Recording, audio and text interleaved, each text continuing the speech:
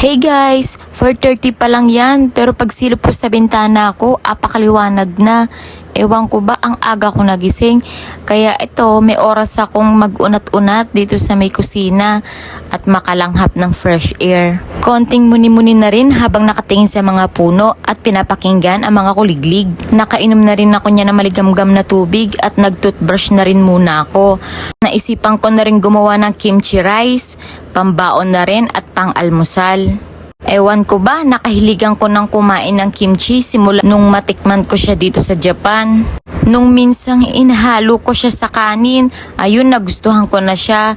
Pag sinasangag ko yung kanin, laging may kimchi at may itlog na kung tawagin dito sa Japan, tamago.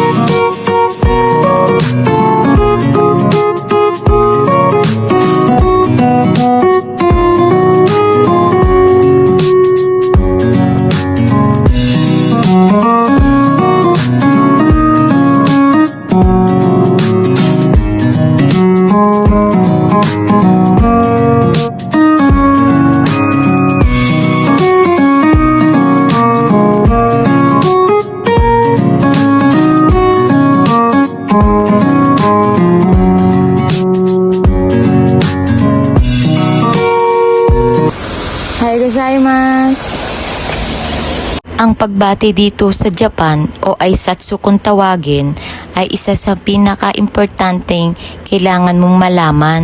Fast forward, nakarating na ako dito sa kaisha. Ang ibig sabihin nitong sign na makikita nyo ay please take off your shoes. Ginagawa ito sa pagpasok sa kaisha o sa pag-uwi sa bahay.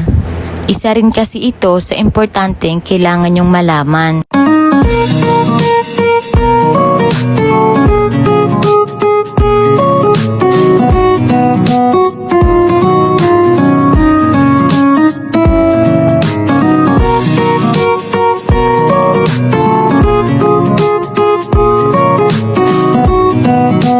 Fast forward, nakarating na ako dito sa apartment namin. Please don't forget to follow my page, Peng in Japan. Hanggang sa muli, mata ne!